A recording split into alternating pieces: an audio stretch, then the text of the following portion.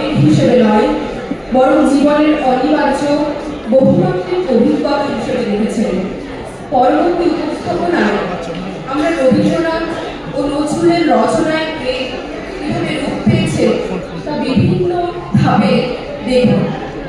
পরিবেশনায় নিশিতা, প্রীতিকর্ণা, সঞ্চারী, সৌমিতা এবং তিয়াসা।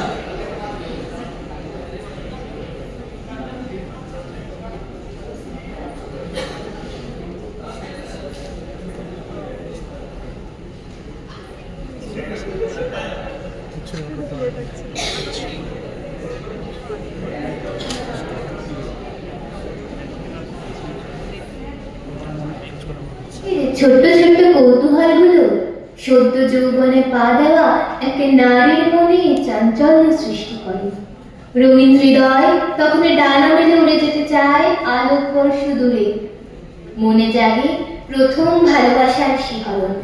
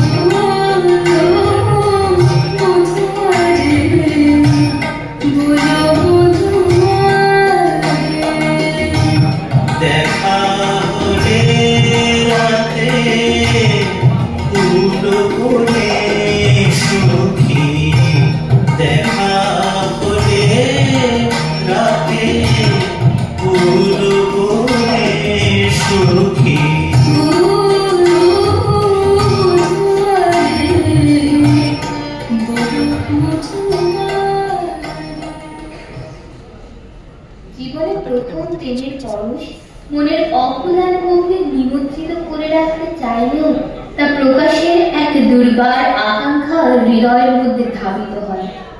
অবশেষে কোনো গুলমোহর কৃষ্ণচূড়ার নিভৃত ছায়ায় একান্ত আলাপচারিতায় তা প্রকাশিত হয় সলজ্জিত নয়নে।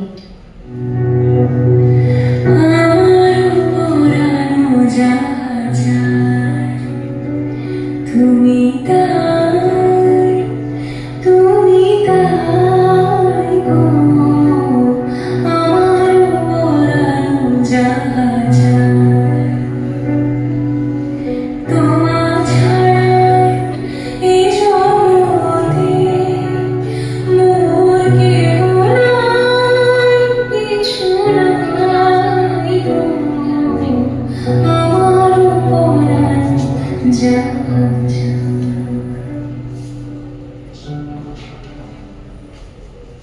কিছু কিছু প্রেমকে বোধ করি ঈশ্বর স্বর্গ থেকে নিজের হাতে সময় নিয়ে তৈরি করে পাঠিয়েছেন।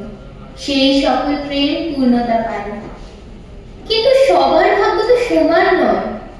বেশিরভাগেরই জীবনে রয়ে যায় তাদের চুরমার হওয়া স্বপ্ন, বিভিন্ন হৃদয়ে কিছু টুকরো।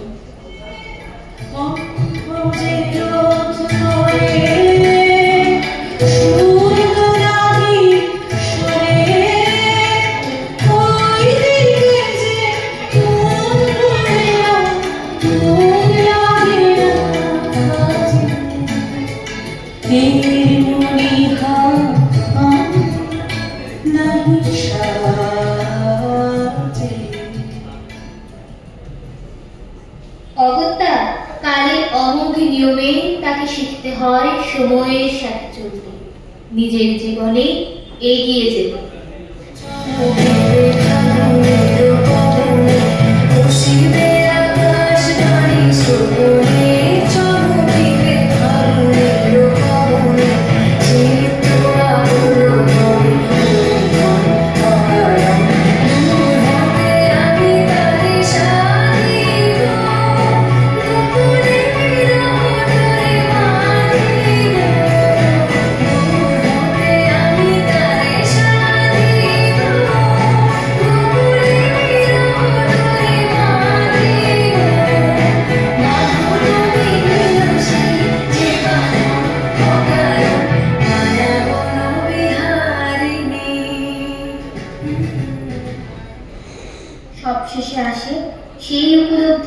যে আমরা সকলেই জীবনান্তের রঙ্গমঞ্চের এক একজন কুশীলব, যার আকাশে ক্ষণিকের জন্য আসে এবং চলে যায় এমন অনেক পরদেশী মেঘ। আসল মনের মানুষকে তো খুঁজে পাওয়া যায় আপন মনের ভূমি কোথাতেই।